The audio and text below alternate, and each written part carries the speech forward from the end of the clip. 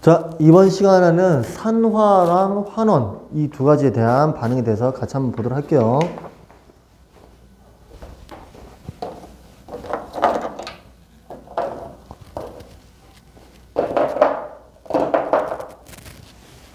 자, 이번 시간에 산화랑 환원에 대한 반응에 대해서 같이 한번 보도록 합시다. 자, 제일 처음에 자, 이 산화 환원이 어떤 식으로 반응이 일어나는지를 같이 한번 보도록 할게요. 자, 이렇게 산화가 있고 이렇게 환원이 있다고 칩시다. 그 산화 환원 반응이 이렇게 일어나겠죠. 자, 근데 어떤 물질이 있을 때 산화가 일어나고 그 물질이 환원이 날 경우에는 이 반응은 항상 어떻게 일어난다? 동시에 일어나요. 동시에. 그러니까 산화만 일어나지 않고 그렇다고 해서 환원만 일어나지 않아요. 항상 산화, 환원은 어떨 때 일어난다? 동시에 일어난다. 그거를 먼저 기억을 해두세요. 그 다음에 산화랑 환원의 특징을 먼저 보면은 먼저 산화의 특징을 먼저 볼게요. 산화 특징. 산화는 산소를 얻게 되죠. 산소를 얻으면은 그 물질은 뭐가 되는 거예요? 반응에서 어떤 화학 반응식이 있을 때 어떤 물질이 화학 반응식 결과로 생성물로서 그게 원래 산소를 가지고 있지 않다가 산소를 얻게 되면 그 물질은 산화를 했다라고 얘기를 해요. 두 번째는 그 물질이 자, 전자를 잃었을 때 전자를 잃었을 때도 마찬가지로 그 물질은 산화되었다라고 얘기를 해요. 이해되죠? 자, 그 다음에 두 번째 보봅시다. 자, 여기서는 자, 이 물질이 산소를 잃거나 자, 두 번째는 자, 전자를 얻을 경우에는 뭐가 된다? 환원이 되었다라고 해요. 그래서 요거를 기본적으로 알고 있어야 돼요. 산화는 뭐다? 산소를 얻거나 전자를 잃음. 환원은 산소를 잃거나 전자를 얻음. 이게 이제 각각의 산화랑 환원에 해당돼요. 자, 요걸 기준으로 이제 하나하나씩 보도록 합시다. 요걸 이렇게 하죠. 그 다음에 이제 첫 번째 과정은 예를 들어서 요거 하기 전에 하나만 더 해봅시다. 자, 이때 산화랑 환원이 일어날 때, 자, 요런 물질이 있어요. 산화제라는 물질이 있고, 그 다음에 환원제라는 물질이 있어요. 환원제. 그래서 산화제랑 환원제에 대한 뜻을 좀 보도록 할게요. 먼저 산화제는 얘는 스스로 환원되는 그 물질이 있다. 그럼 그 물질은 뭐라고 얘기를 한다? 산화제라고 얘기해요. 그 물질 자체를. 근데 어떤 물질이 그 물질이 스스로 산화되었다라고 얘기했을 때 산화되는 물질이 있을 경우에는 그 물질은 뭐다? 환원제의 역할을 했다. 환원제를 한다. 그래서 요게 서로 반대되는 그림이요. 산화제는 환원되는 물질을 얘기해요. 환원제는 산화되는 물질을 얘기하는 거예요. 그래서 요 기준을 꼭 생각을 해보세요. 그 다음에 이제 첫 번째를 좀 보도록 합시다. 첫 번째로는 대표적으로 산소의 이동으로 볼까요? 첫 번째로 산소의 이동에 따른 산화랑 환원이 어떻게 일어나는지를 같이 한번 보도록 할게요. 산소 이동에 따라서. 자, 여기 요 단원에서는 각각 기준에 따라서 예시별로 꼭 암기를 해두세요. 예시별로. 알겠죠? 예시별로 꼭 암기를 해두세요. 자, 요건 뭐다? 산소의 이동에 따라서 예로 든 거예요, 지금. 그럼 첫 번째로 어떤 예가 있냐면은, 자, 산화구리가 있어요. 이렇게 산화구리가 지금 산화되었다라고 했을 때, 자, 예를 들어서 산화되었다라고 했을 때 보게 되면은, 이렇게 탄소랑 만나게 되면은 어떤 화학 반응식이 일어나는지 한번 보도록 할게요. 자, 이렇게 되면 뭐가 발생되냐면은, 얘는 산화제 역할을 하고 얘는 환원제 역할을 하기 때문에 서로 얘는 산화제니까 뭐를 해요? 얘는 그쵸? 환원을 하고 얘는 환원제니까 어떤 역할을 해요? 산화를 하게 돼요. 그러면 결론적으로 봤을 때 뭐가 발생돼요? 그렇죠? 이산화탄소가 발생이 되고요. 그 다음에 구리가 이렇게 석출이 돼요. 구리가 이렇게 나오게 돼요. 자, 그랬을 때 각각이 어떤 게 산화제고 어떤 게 환원제인지를 한번 먼저 보도록 할게요. 자, 아까 얘기했던 것처럼 자, 이거는 뭐가 된다? 그렇죠? 이거는 산화제. 이거는 산화제에 해당되고, 그럼 이건 뭐에 해당돼요? 이거는 환원제에 해당돼요. 환원제. 이거는 환원제에 해당된다. 됐나요? 그러면 잘 보세요. 자, 그러면은 이 산화제 역할은 산화구리는 지금 뭐가 됐어요? 이렇게 됐죠. 구리가 나왔죠. 그럼 얘는 뭐가 된다? 그렇죠. 얘는 환원되었다라고 얘기해요. 환원되었다.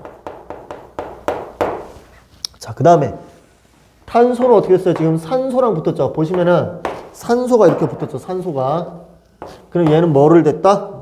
그렇죠. 얘는 산화가 되었다라고 얘기를 하게 되는 거예요. 얘는 산화가 되었다. 됐죠? 두 번째. 두 번째 예시로 예를 들어서 마그네슘을 보도록 합시다. 자, 마그네슘에다가 이산화탄소를 더했어요. 이렇게 됐을 경우에 어떤 반응이 일어난지를 보도록 할게요. 자, 이때는 자, 마그네슘이 산소랑 만나면서 뭐가 된다? 산소가 만나니까. 그죠? 산화가 되겠죠. 그래서 뭐가 발생이 돼요? 그래서 두 분자의 산화 마그네슘이 이렇게 만들어져요. 두 분자의 산화 마그네슘이 만들어지고 그다음에 탄소가 나오게 되겠죠. 자, 그러면 자, 얘는 어떤 역할?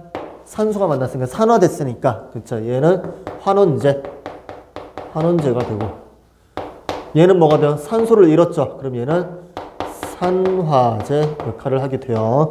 그랬을 때 얘는 지금 어떻게 돼요? 그쵸? 산소를 만나게 됐으니까 얘는 뭐가 됐다? 아, 산화가 되었다. 산화가 된 거고. 그러면 이산화탄소는 어떻게 됐어요?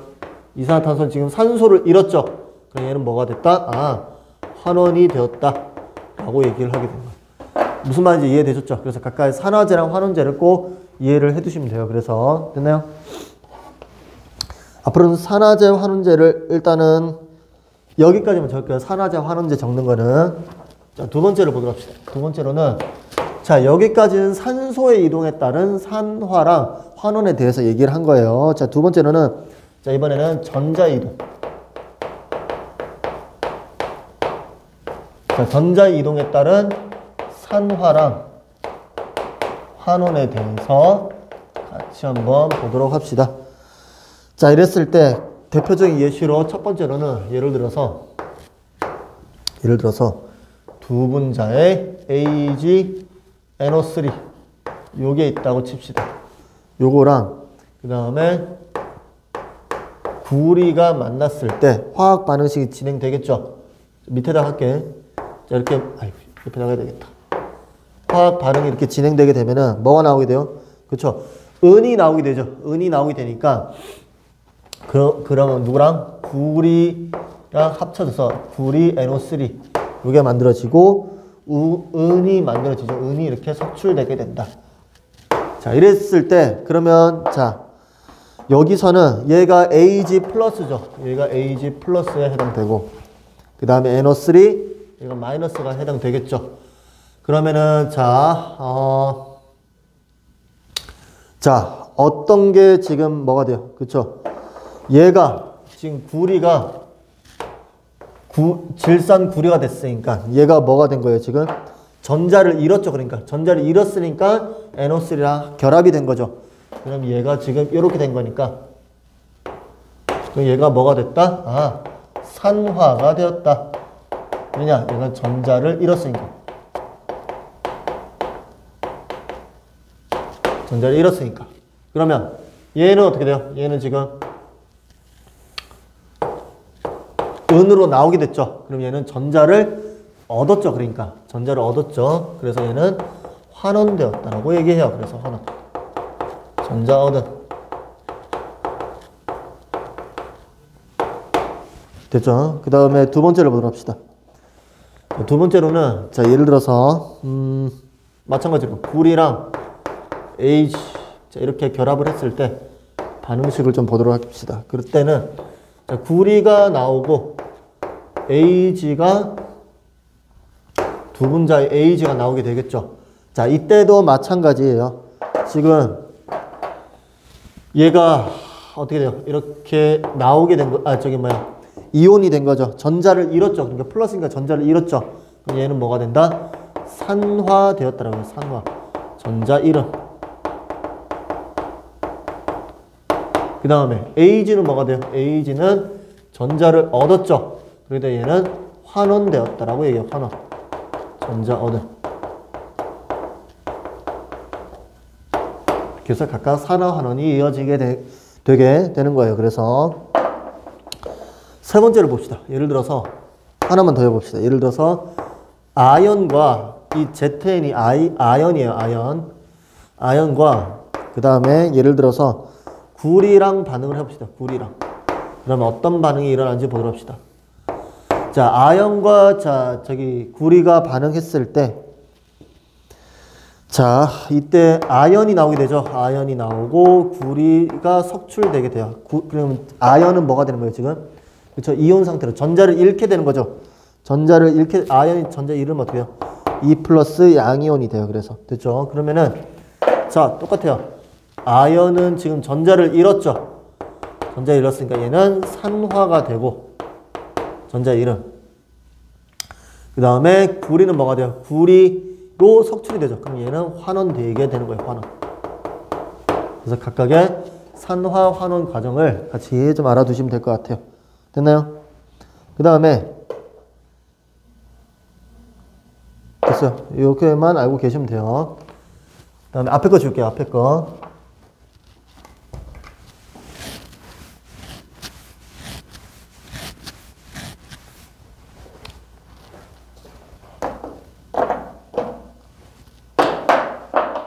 자, 세 번째로 보자. 세 번째로는 자, 이번에는 산소랑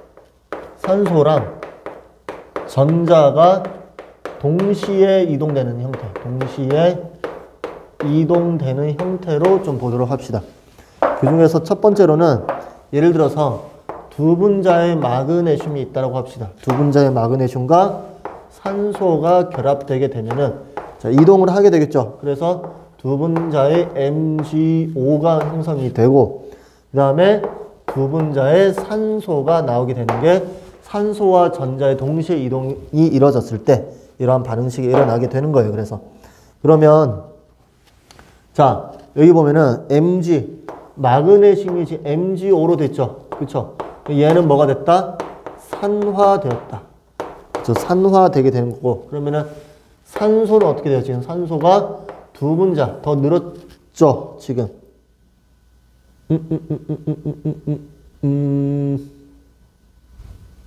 잠깐만.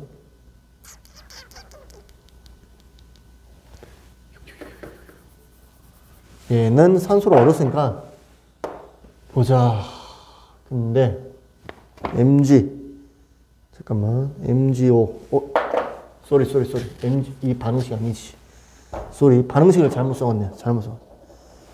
두 분자의 MgO가 되죠. 내가 반응식을 잘못 써왔네. 자, 두 분자의 MgO가 형성이 되죠. 다시 좀 산화환원을 다시 표기할게.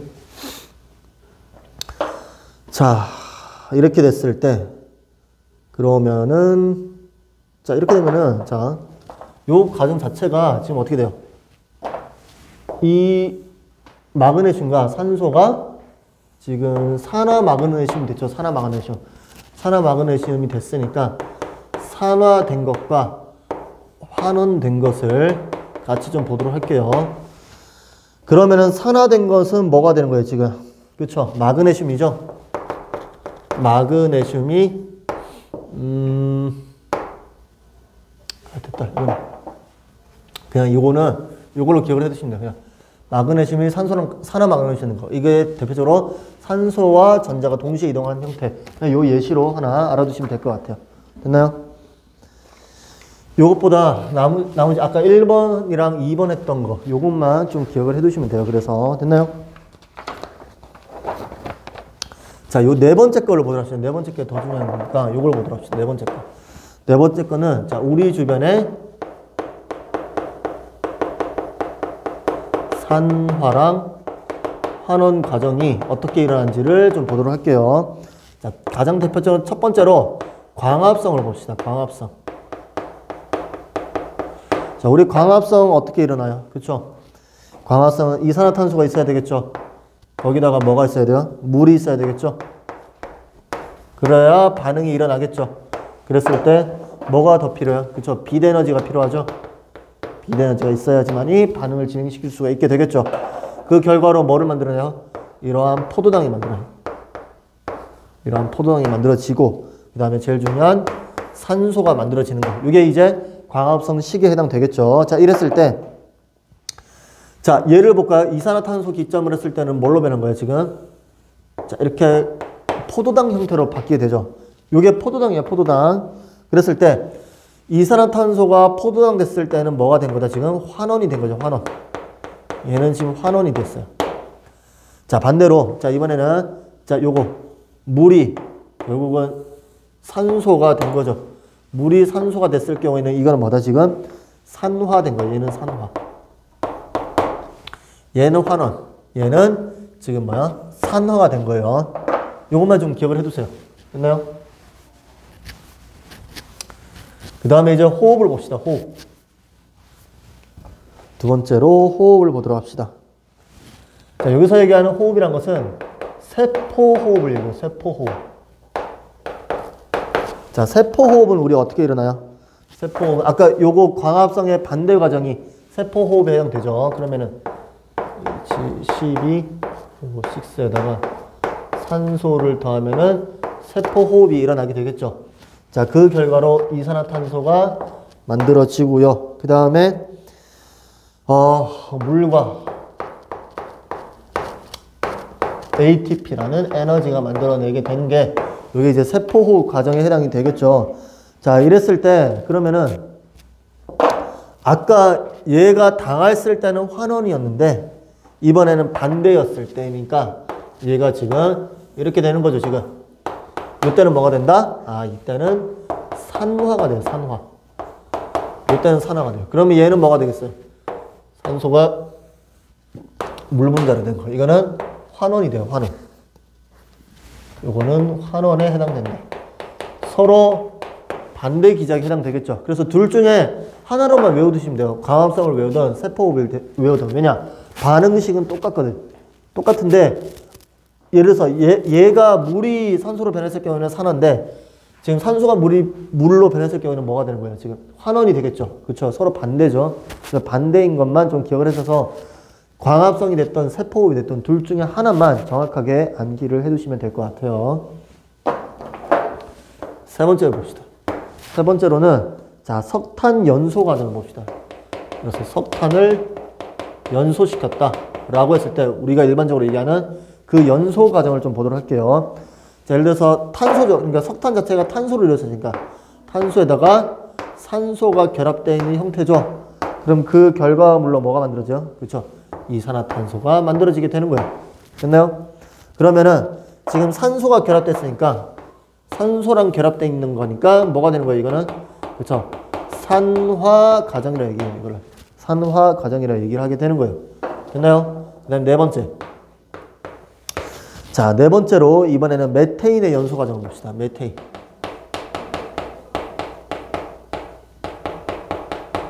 자, 메테인의 연소 과정을 보도록 할게요. 메테인의 연소, 옆에다 갈게.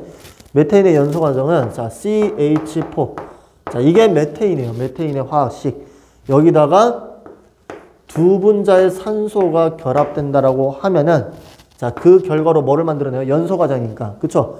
이산화탄소는 무조건 나올 수밖에 없겠죠. 연소가 일어났을 때는 항상 요 이산화탄소가 발생이 돼요. 연소 때는. 연소 때는 항상 뭐가 발생된다? 요 이산화탄소가 발생되기 마련이에요. 됐나요? 그럼 메테인의 산화 과정 중에 이산화탄소가 발생되고 물이 이렇게 발생되는 거. 요게 이제 메테인의 연소 과정에 해당돼요. 자, 그러면 CH4는 지금 뭐가 됐어요? C가 들어갔으니까 그대로 찾기만 되겠죠. 산소를 얻었네. 얘는 뭐가 된다? 아, 산화되었다라고 해요. 산화. 얘는 뭐가 돼요? 얘는 그러면 환원이 된 거죠. 얘는 환원이 된 거다. 됐죠? 그래서 요거 메테인의 연소 과정도 같이 좀 알아두시면 될 것 같아요. 됐나요? 자, 그 다음에 오른쪽에 치울게요.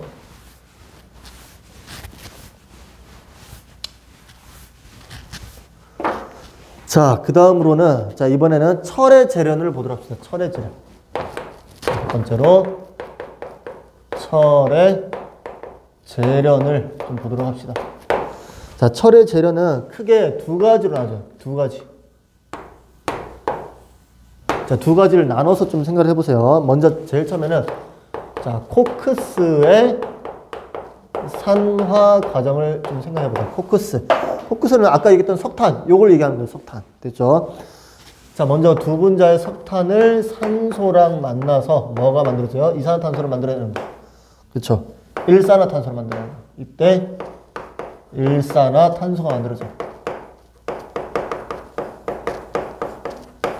요게 이제 코크스의 산화 과정이에요. 그러면은 실제로 우리가 만들어낸 철의 재료는 자, 산화철 형태로 자연 상태에서는 전부 다 암석에 이런 철성들이 다 들어가 있으니까 그럼 어떤 형태로? 저 산소랑 결합된 형태겠죠. 그래서 주로 자연 상태에서 추출해야 되기 때문에 산화철 형태로 있는 자연 상태에서 산화철로 존재하는 거를 어떻게 했는데 이거를 빼내야 되겠죠. 뭘만? 요 철만. 그래서 산화철의 재련 과정이라고 얘기하면서도 환원 과정이라고 얘기를 해요. 왜냐? 요 산화철에 있는 요 철만 빼내는 작업이기 때문에 산화철의 환원 과정이라고도 얘기를 하게 되는 거예요. 됐나요? 그러면은 식을 보면은 자, 산화철이 Fe2O3 이렇게 산화철이 있으면은 얘랑 아까 만들어낸 요거 코크스 산화 과정에서 만들어낸 요거를 그대로 갖다 쓰는 거예요. 일산화탄소를. 그러면 어떻게 돼요? 세 분자의 일산화탄소를 쓰게 되는 거예요. 그럼 그 결과로 뭐가 만들어져? 두 분자의 철이 만들어지고 세 분자의 이산화탄소의 기체가 만들어지는 거. 이게 이제 산화철의 환원 과정에 해당돼요. 자, 그러면은 이것도 마찬가지예요.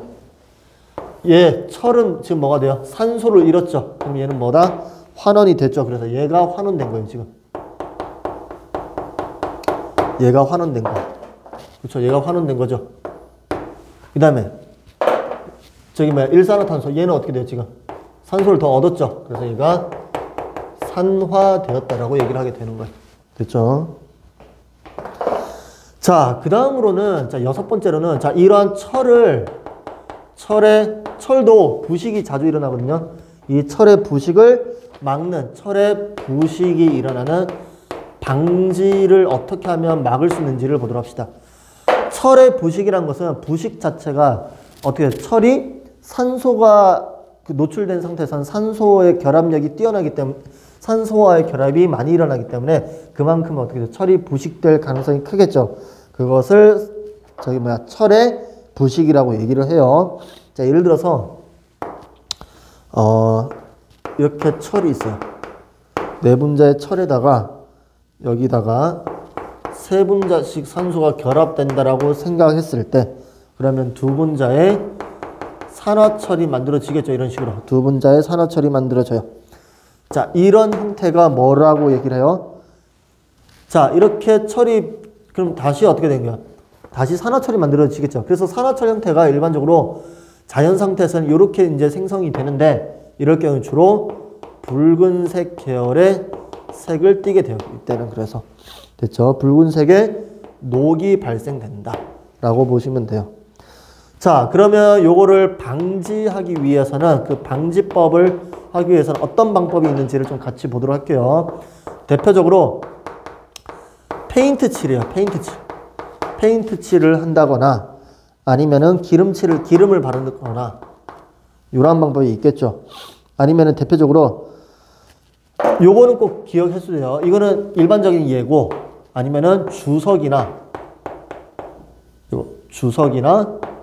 보다 저기 알루미늄을 바르게 돼요. 주석이나 알루미늄을 발라서 얇은 막을 형성해요. 그래서 얇은 막을 형성을 하기 때문에 그 얇은 막을 입혀서 최소한으로 저기 철의 부식을 막을 수가 있어요. 얘네들은 뭐다? 얇은 막을 형성하기 때문에 그러한 철의 부식을 막아낼 수가 있게 되는 거예요. 됐죠? 자, 여기까지 산화환원에 대한 얘기였어요.